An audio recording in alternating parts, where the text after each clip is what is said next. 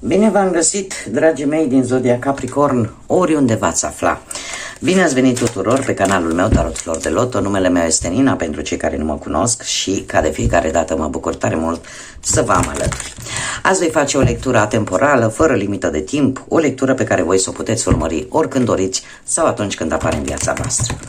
Desigur, dragii mei, nu uitați un aspect important, și anume faptul că voi sunteți stăpânii propriei voastre vieți, așa că vă rog să luați decât acele mesaje sau informații care rezonează cu voi, iar restul lăsați-le să zboare în univers, pentru că sigur sunt pentru alte persoane, alte energii, care într-o mai mică sau mai mare măsură au o legătură cu Zodia Capricorn. Numai un pic, îmi bate soarele. Cred că e mai bine așa. Așa. Bun, dragii mei, deci cei care aveți soare, lună, Venus sau ascendentul în Zodia Capricorn, atunci această lectură este de asemenea și pentru voi. Și înainte de a începe și a scoate energia principală a acestei lecturi, trebuie să vă mulțumesc, așa cum am făcut-o la toate celelalte zodii. Simt nevoia să vă mulțumesc tuturor celor care contribuiți prin like-uri, prin comentarii, prin faptul că vă abonați și asta îmi demonstrează că vă plac lecturile mele sau că rezonați cu ele. Trebuie să vă mulțumesc tuturor din suflet. Dragilor mei români din România, București, Timișoara, Cluj, Galați, cam mai toate de orașele mari din România. Trebuie să mulțumesc dragilor mei români, care la fel ca și mine suntem plecați și înșirați până toată lumea asta mare, celor din Franța, mai ales din Milano, din Roma, din partea asta, zona Italiei, din Belgia, din Spania, da? Și aici încă mai suntem mulți și eu sunt printre ei, mă număr printre ei, așa că, dragilor mei români, indiferent de unde sunteți, mii de mulțumiri tuturor. De asemenea, trebuie să mulțumesc și prietenilor mei vorbitori de limba spaniolă din America Latină, dragilor mei din Mexic, din Chile, din Argentina, toată America Latină, toți cei care sunteți de acolo, mii de mulțumiri și multe binecuvântări vă trimit de aici, dintr-o altă țară decât cea a cărei naționalitate sunt, dar nu contează, energiile circulă și eu sunt sigură că fiecare lectură în care voi vă regăsiți, în care voi primiți acele răspunsuri de care aveți nevoie și care poate vă aduc așa o liniște măcar emoțională, da? Primiți acele răspunsuri la care voi poate de multă vreme așteptați un răspuns, la întrebările care vă frământă. Așa că, dragilor, mii și mii de mulțumiri tuturor.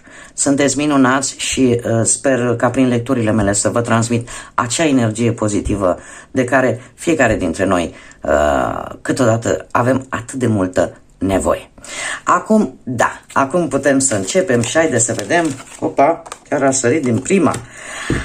Rezistență, anduranță, și avem numărul 25. Dragilor dragi, dragii mei din Capricorn, se pare că avem de-a face cu două feluri de a rezista, de a îndura. Și avem prima, care este o rezistență externă.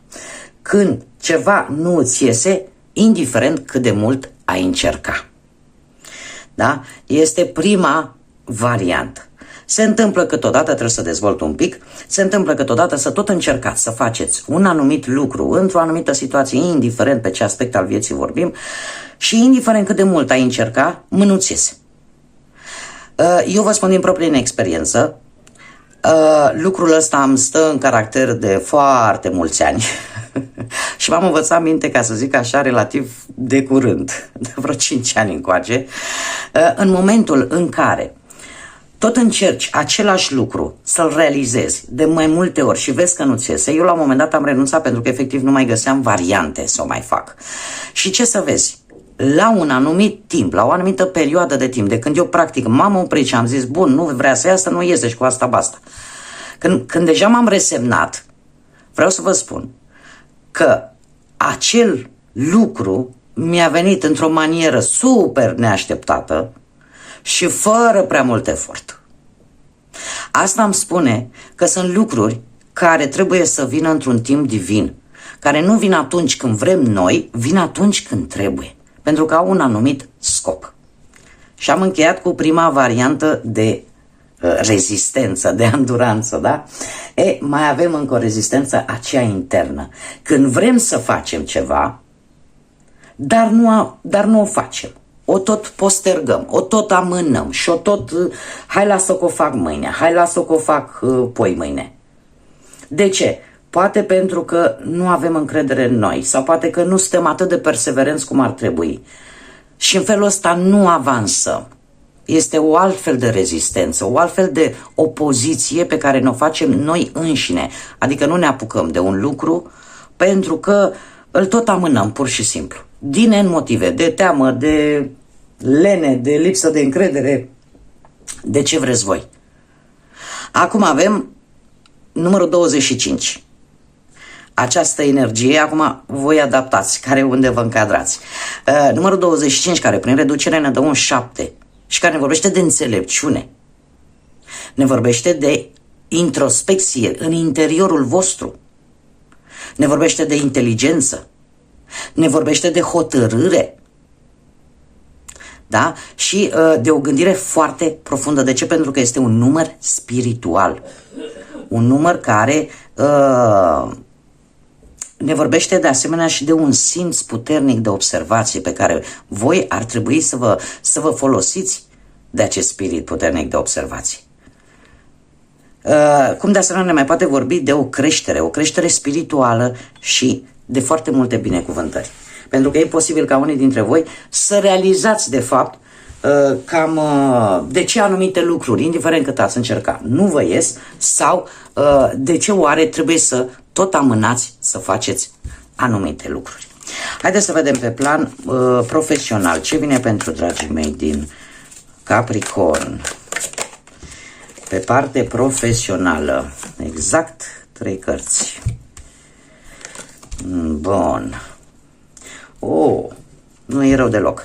Dragilor, pe parte profesională se pare că într-un trecut nu foarte îndepărtat, avem un 10 de spade, a fost o situație în care ai fost cam jucat pe la spate. Cineva te-a trădat, poate la locul de muncă, sau ai avut parte de o concediere, sau cineva ți-a promis un post care nu s-a concretizat niciodată.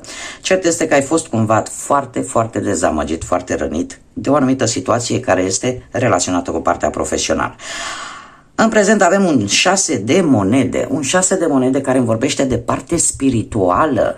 De ce? Pentru că este a da și a primi.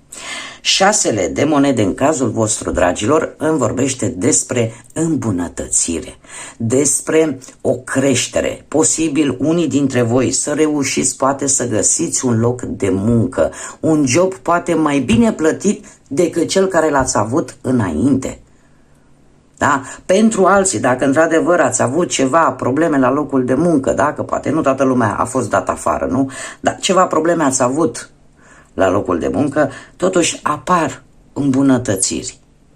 Dar vreau să vă spun un lucru, aceste îmbunătățiri, acest job nou care poate veni în viața voastră, poate mai bine plătit decât primul, are o nuanță spirituală.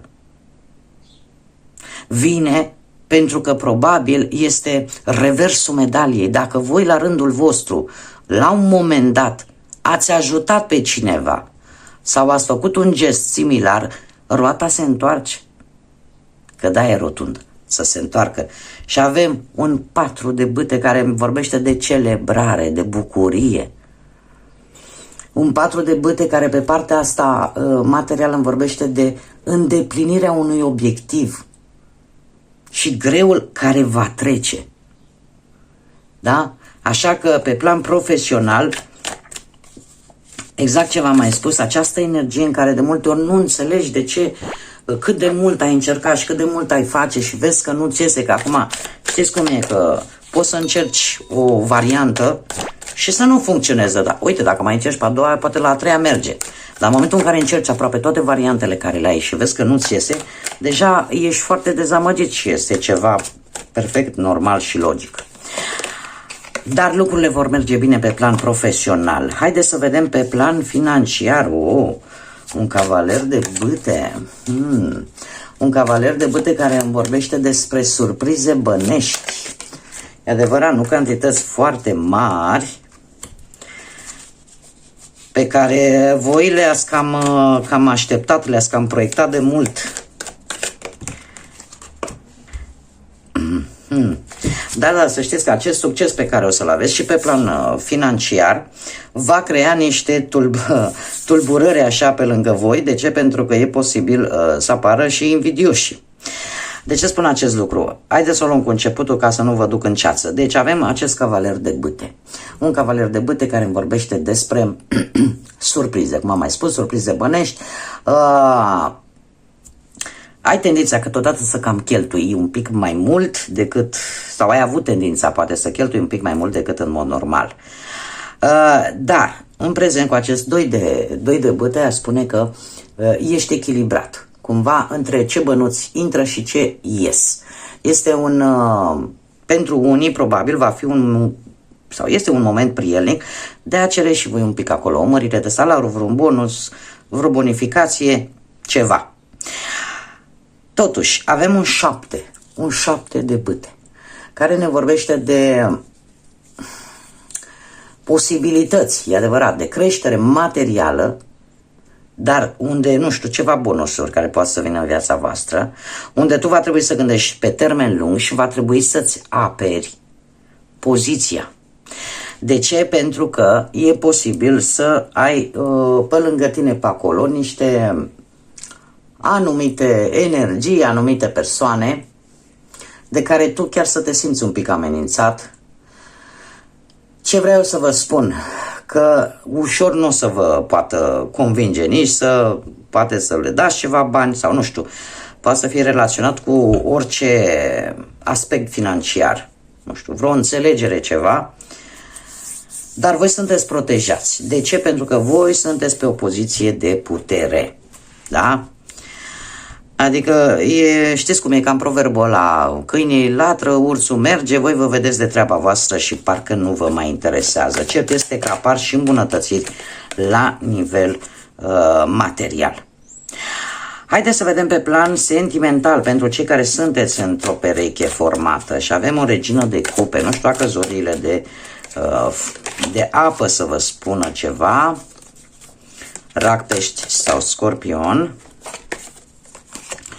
Și avem două cărți chiar aici. Ia să vedem. Dragii mei dragi, pe plan sentimental cu această regină de cupe aș spune că relația este destul, cel puțin într-un trecut nu foarte îndepărtat, relație destul de calmă, emoții destul de profunde, chiar dacă ați avut ceva probleme, cumva lucrurile s-au rezolvat într-o oarecare măsură. Avem steaua care îmi vorbește de o perioadă destul de fericită, destul de bună în relație. Totuși, avem această regină de spade. Care trebuie să vă spun că e posibil ca o persoană, nu știu dacă are legătură cu zodiile de aer, Gemeni, Balanță sau Vărsător, dar este cineva, și dacă nu e perechea voastră, este cineva care poate avea o influență atât pozitivă cât și negativă în relația voastră. Din ce văd eu aici cu asul de bâte, aș spune că nu are deocamdată o influență negativă. De ce? Pentru că asul de bâte îmi vorbește foarte mult de etape pozitive în viața voastră de relație. Dar mai ales atunci când există înțelegere și pasiune. Da?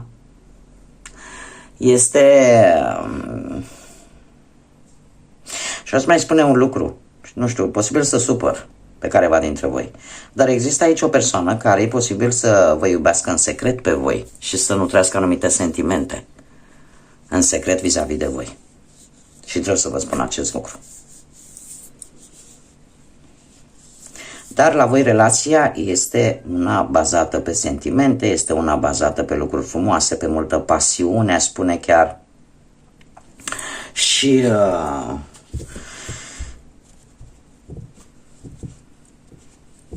e cineva aici care nu-și arată sentimentele, de asta am spus. Cineva aici iubește pe ascuns. Da? Iubește pe ascuns, nu-și arată sentimentele, este cumva, să zicem așa, aparent o persoană rece, o persoană care care a ridicat un zid așa.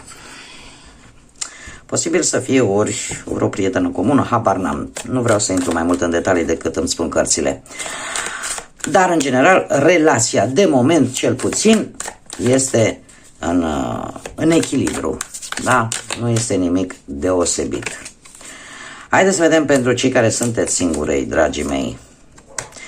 O perioadă neagră, ați traversat o perioadă neagră, o perioadă în care ați fost foarte stresați, foarte necăjiți, aș spune. Dragii mei, dragi, cei care sunteți singurei, ați fost foarte preocupați. Ceva care ați traversat o perioadă în care simțeați că parcă ceva vi se întâmplă și nu înțelegeați de ce vi se întâmplă. Era ceva negativ. Simțeați poate, folosindu-vă poate de intuiția voastră, că nu trebuie să ai încredere posibil în persoane recente. Și ceea ce este perfect normal. Cum îmi place să o spun, încrederea nu vine din fabrică, aia se câștigă de-a lungul timpului și prin acțiunile pe care noi le facem. Totuși, am un 6 de bâte. Un 6 de bâte care îmi vorbește de o iubire, de sentimente care vin în viața voastră cu cineva pe care ai iubit în secret sau pe care l-ai visat. Și va veni într-un mod foarte surprinzător, când nici nu te aștepți, pentru că avem roata norocului, iar această persoană e posibil să fie dintr-o zodie de pământ, la fel ca și voi, mai precis Taur, și putem să generalizăm, pentru că este o lectură generală pentru toată lumea, Fecioară sau, ca și voi, Capricorn. Va fi adusă de către, ca să zicem așa, de către destin. Va fi o chestie karmică care va veni când te aștepți mai puțin. În ce fel va veni, mie cărțile nu-mi spun cu această carte, cu roata norocului. Pentru că este ceva neprevăzut. Este ceva ce vine pur și simplu în viața ta și nu te aștepți. Vine o schimbare pe care eu o văd, o schimbare super pozitivă pentru voi, dragilor, și care va aduce pe cineva în viața voastră, cineva pe care voi ați iubit în secret sau pe care e posibil să o fi visat-o. Da? Cum știm noi foarte bine, avem tradiția aia de sânziene, nu? Cu busuioc, cu supernă, și visezi cel care ți este hărăzit. Este într-adevăr ceva karmic. Haideți să vedem, dragilor, ce mesaj ne dă Cavalerii de Dragoni, și îl avem pe Arhanghelul Rafael cu Tobit. Acesta este dragonul său. Ce ne spune Rafael? Spune așa: numele meu înseamnă vindecarea lui Dumnezeu, iar eu am să îți trimit lumina mea. Tu vei primi acest cadou divin, indiferent de ce aspect al vieții îl aștepți. Pe ce aspect al vieții îl aștepți. Exact ce vă spuneam, este ceva care vine adus de către destin, cumva, acum e momentul, acum trebuie să vină. Iar faptul că avem numărul 30, care prin reducere ne dă un 3, ne vorbește de intuiție și de a-ți da seama de ceva, de a fi, cum să spunem, de o creștere și de o stare de optimism foarte bună. Ne vorbește de spontaneitate și de lucruri care vin când ne așteptăm mai puțin.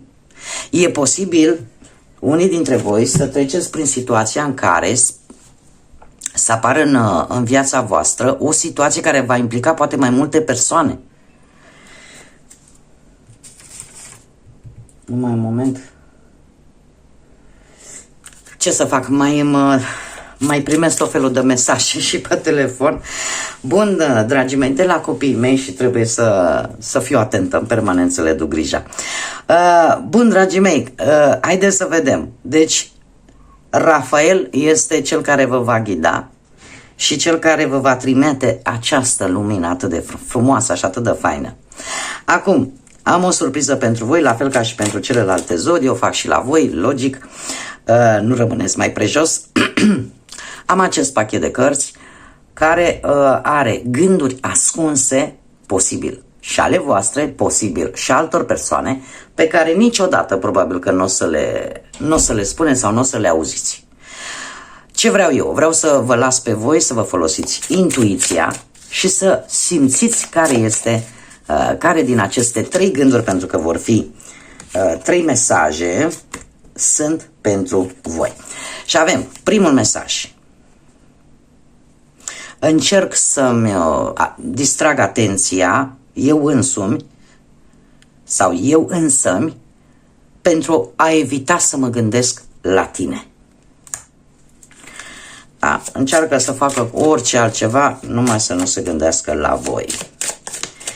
Haideți să vedem al doilea mesaj. Hop, ce-a sărit. Mă văd cu cineva, dar încă nu sunt pregătit ca să fac acest lucru public. Da, să spun despre acest lucru. Și al treilea mesaj. Încă un mesaj, te rog.